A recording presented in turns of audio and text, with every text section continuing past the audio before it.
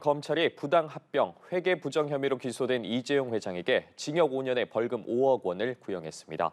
한편 통장 잔고 증명서를 위조, 행사한 혐의로 재판에 넘겨진 윤석열 대통령의 장모 최은순 씨는 대법원에서 징역 1년을 확정받았는데요. 관련해서 자세한 내용 박주희 변호사와 함께 살펴보겠습니다. 어서 오십시오. 안녕하세요. 네, 안녕하십니까. 자, 먼저 이재용 삼성전자 회장의 1심 결심 공판이 오늘 열렸습니다. 이재용 회장 출석하면서 취재진의 질문에는 별다른 답변을 하지 않았거든요. 어떻게 진행되고 있습니까, 지금? 네, 오전에는 검찰에 이제 구형이 있었다라고 하면요, 오후에는 이제 변호인들의 이제 최후 변론, 그리고 변호인들의 최후 변론이 끝나면 피고인들의 최후 진술이 진행될 예정입니다. 그리고 이러한 통상의 재판에서는 보통 이런 같은 시간대에 검찰의 구형과 그리고 변호인들의 이 최후 변론 그리고 피고인들의 최후 진술이 이루어지는데, 이 사건 같은 경우는 피고인들만 연루된 피고인들만 11명이거든요. 워낙 이게 사건이 크다 보니까 이제 오전과 오후로 나누어서 좀 진행이 되는 거고요. 피고인들의 최후 진술까지 마치고 나면 이제 재판부에서는 이 사건의 변론을 종결을 하겠다, 그러니까 즉 결심을 하겠다라는 이런 선고를 하고, 그다음에 이제 최종 판결 선고일을 지정하게 됩니다. 그런데 이제 통상의 재판에서는 뭐 판결 변론이 종결된 뒤에 한 달이나 한 달 뒤에 이제 판결이 선고가 되는데, 지금 이 사건 같은 경우는 지금 사건 기록이 19만 쪽이고요. 워낙 쟁점이 많다 보니까 아마 판결 선고일은 내년 초에 지정이 되지 않을까, 그렇게 예상이 됩니다. 그리고 검찰의 구형량에 관심이 집중됐었는데 징역 5년에 벌금 5억 원을 구형을 했습니다. 이 검찰의 구형량 어떻게 좀 봐야 할까요? 네, 이 회장에 대해서 기소된 혐의는 크게 세 가지입니다. 한 가지는 이제 제일모직과 삼성물산이 이제 합병을 하면서 이 제일모직의 주당 가치를 높이기 위해서 시세 조종을 했다라는 혐의고요. 또 하나는 이제 삼성물산의 이 회사에게 손해를 끼쳤다라는 업무상 배임입니다. 그리고 또 하나는 삼성바이오로직스의 분식회계를 통한 이런 혐의인데요. 이 세 가지 혐의 중에서 가장 법정형이 높은 거는 시세 조종 행위입니다. 이 자본시장법 위반인데요. 이 자본시장법상 법정형이 무기 또는 5년 이상의 징역인데, 지금 검찰에서 구형한 이 내용을 보면은 5년이거든요. 5년과 벌금 5억 원인데 법정 최저형을 선고를 했다라는 거거든요. 근데 검찰은 구형을 하면서 뭐 삼성식 반칙의 뭐 초격차를 보여준 사건이다, 그리고 자본시장을 해치는 근간을 해치는 행위다라고 굉장히 강도 높은 지적을 했는데, 그에 반해서 이 구형량은 이 법정형의 최저형을 구형을 했다라는 부분에 있어서 좀 이례적인 느낌이 들어갑니다. 그렇군요. 앞서 현장에 나가 있는 기자를 통해서 전해드린 것처럼 오늘 오후에 이재용 회장의 최후 진술도 예정돼 있는데 어떤 내용이 담길 거라고 보십니까? 이 회장 같은 경우는 재판이 처음 시작됐을 때 공소 사실을 인정하느냐라는 이제 모두 질문에서부터 재판이 지금까지 이루어지는 3년 2개월 동안 모두 무죄를 주장을 했습니다. 이거는 통상적인 적법한 경영 과정의 하나였고, 합병 절차도 적법했다, 이렇게 주장을 하고 있기 때문에 최후 진술에서도 같은 취지로 진술할 것으로 예상이 됩니다. 무죄였다라는 취지인데요. 다만 뭐 지난해 이제 뭐 그 형 복역하기도 하고 사면으로 인해서 그나마 이제 뭐 사법 리스크가 줄기는 했는데, 이렇게 이 재벌 총수가 계속적인 이런 재판을 받는 부분 자체는 그룹 자체에 대한 사법 리스크고 신뢰성을 떨어뜨리는 행위이기 때문에 이 부분에 대해서는 유죄와 무죄를 떠나서 이 부분에 대해서 이 회장에서는 뭐 잘못이라든지 아니면 앞으로 향후 준법 경영을 하겠다, 이런 부분에 대한 진술도 들어가지 않을까 생각이 됩니다. 앞서 말씀해 주신 것처럼 사건이 워낙 크다 보니까 이 내년 초쯤으로 재판부 1심 판결이 예상된다고 말씀해 주셨는데 결과 어떻게 예상해 보일 수 있을까요? 사실 이 사건 처음에 수사심의위원회에서는 이 수사 중단과 불기소를 권고를 했던 만큼 사실 다툼이 있을 수 있는 사건입니다. 그렇기 때문에 유무죄를 뭐 단정하기는 좀 어려울 것 같고요. 그렇지만 검찰의 구형대로 설사 이 유죄가 선고가 된다고 하더라도 지금 그 구형량이 5년이거든요. 징역 5년이라서 이 집행유예가 선고될 가능성도 배제될 수는 없습니다. 집행유예라고 하는 거는 이 3년 이하의 징역을 선고할 때 선고할 수 있는 건데, 근데 통상적으로 검찰의 구형량보다 법원의 선고형이 낮게 선고되는 이런 재판의 이런 절차를 보면 법원에서 3년 이하의 징역을 선고를 한다 했을 때는 집행유예 선고 가능성도 충분히 있어 보입니다. 예, 그동안 이 회장이 성실한 자세로 재판에 임해온 것으로 전해지는데 이러한 부분들이 판결에 좀 영향을 미칠 거라고 보십니까? 아무래도 그럴 예. 수밖에 없는데요. 왜냐하면 민사재판 같은 경우는 변호사가 선임이 되어 있으면 당사자가 반드시 출석하지 않아도 재판 진행을 할 수가 있습니다. 하지만 형사재판 같은 경우는 변호인이 선임이 되어 있다고 하더라도 피고인이 직접 재판에 출석을 해야 되고 특별한 사정이 없지 않는 한 걸석 재판, 그러니까 피고인이 없이 재판하는 건 허용되지 않는데요.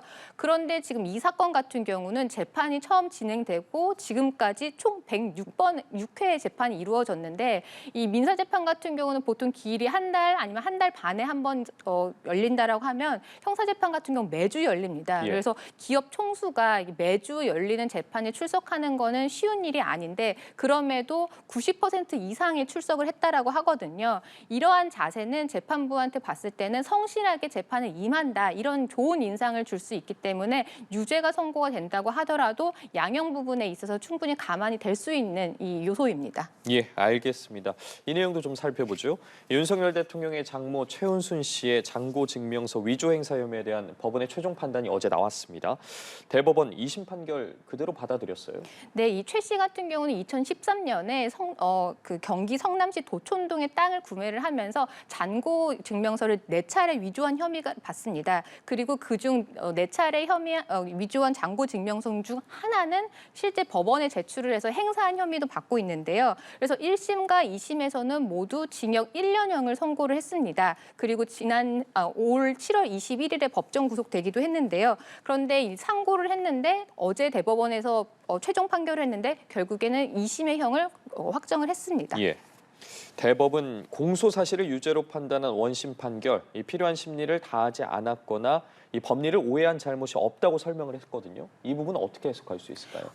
대법원에 상고를 하기 위해서는 양형이 부당하다라는 이유로는 상고를 할 수가 없습니다. 이렇게 법리 오해가 있거나 하는 법에서 정한 사유가 있어야 되는데 사실 지금 최 씨에게 적용된 혐의는 사문서 위조 그리고 위조 사문서 행사죄인데 이 부분 같은 경우는 이 문서가 남아 있으면 법리 다툼이 그렇게 많지 않은 죄명입니다. 그래서 이런 부분에 있어서는 대법원이 봤을 때도 1심이나 2심에서 어떤 법리 오인이라든지 어떤 재판의 잘못은 없다라고 해서 이런 부분을 좀 정리해 준 거다라고 보시면 될 것 같습니다. 예, 알겠습니다. 이 대법원 지난 9월 최은순 씨가 낸 보석 신청도 기각을 했습니다.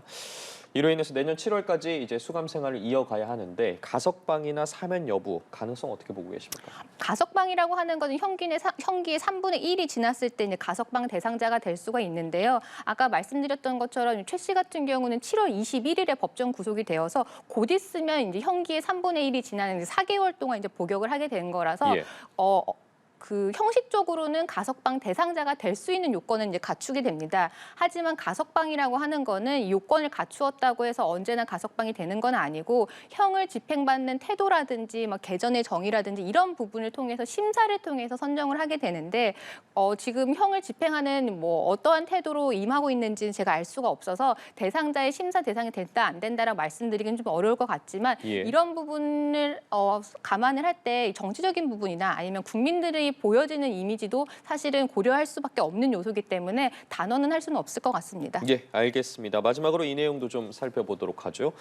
지난 2021년 4월이었습니다. 배우 서예지 씨의 학폭 논란이 불거지면서 당시 모델이었던 서예지 씨를 상대로 업체가 손해배상 청구 소송을 제기를 했는데 법원의 판단이 어제 나왔습니다. 네, 맞습니다. 2020년 7월에 유한건행과 이 서예지 씨는 영양제 광고 모델 계약을 체결을 하고요. 광고료로 4억 5천만 원을 지급을 했습니다. 그런데 그 이듬해 4월에 이 서예지 씨의 전 연인 가스라이팅 논란과 학폭 논란이 일게 되면서 이 유한건행 측은 서예지 씨를 상대로 계약 해지와 이 위약금 등을 포함해서 12억 5천만 원을 지급하라는 손해배상을 청구를 하게 됩니다. 그런데 이제 법원에서는 이 계약금 중에 그 모델료 중에 50%인 2억 5천만 원을 돌려주는 거는 인정이 되지만 서예지 씨 측의 손해배상 의무는 부정을 했습니다. 예. 어쨌든 이 재판부는 서혜지 씨의 이미지가 훼손됐기 때문에 계약 해지 적법하다고 봤거든요. 앞으로 중요한 좀 선례가 될 것 같아요. 네, 그런데 이제 통상의 이제 광고 모델 계약에서는 이 계약을 해지를 했을 때 반환을 받는 부분에 대해서는 많이 기재를 해놓습니다. 왜냐하면 광고 모델이라고 하는 거는 워낙 그 모델의 이미지라든지 신뢰도에 의존해서 이제 가는 부분이 있기 때문에 이 모델의 신뢰도가 떨어진다고 했을 때는 광고주 입장에서는 손해를 볼 수밖에 없기 때문에 이 계약을 해지를 했을 때 반환받는 부분에 대해서는 통상적으로 기재를 하는데요. 다만 손해배상 부분이 항상 문제가 되는 부분인데 예. 지금 법원에서는 손해배상 의무는 부정을 하고 계약을 해지를 함에 있어서 계약료에 대한 50%를 반환해라라고 하는 부분이 있기 때문에 일선에서 이런 부분이 좀 정리가 될 것 같습니다. 예, 어쨌든 정리를 해보자면 계약서에는 품위유지 조항 위반 사례에 대해 구체적으로 명시가 되어 있었는데 재판부는 어쨌든 서혜지 씨가 광고주의 손해배상 책임까지는 없다고 판단을 했습니다. 뭐 과거를 밝히라는 요구 헌법상의 뭐 기본권을 침해한다고 했는데 판단 근거 좀 더 구체적으로 살펴볼까요? 네, 이제 계약서를 어떻게 해석하느냐에 좀 달랐는데요. 이 아무래도 재판부는 계약서를 해석을 좀 좁게 한 것 같습니다. 왜냐하면 이 계약서에 어떠한 조항이 있었냐면 계약 기간 중에 품위 유지하지 않는 행위로 인해서 이 광고주의 제품이라든지 기업의 손상을 끼쳤을 때는 손해배상을 해야 된다라는 규정이 있고요. 그 품위를 해치는 행위의 예시로 학폭이 하나가 있었습니다. 그런데 이제 법원에서는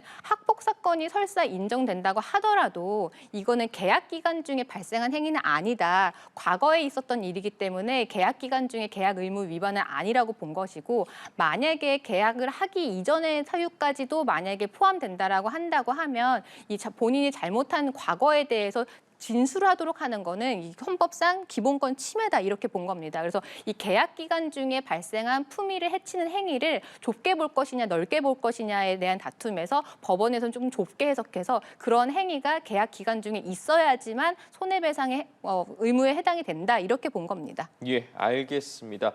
오늘 각종 사건과 관련해서 박주희 변호사와 이야기 나눠봤습니다. 말씀 고맙습니다.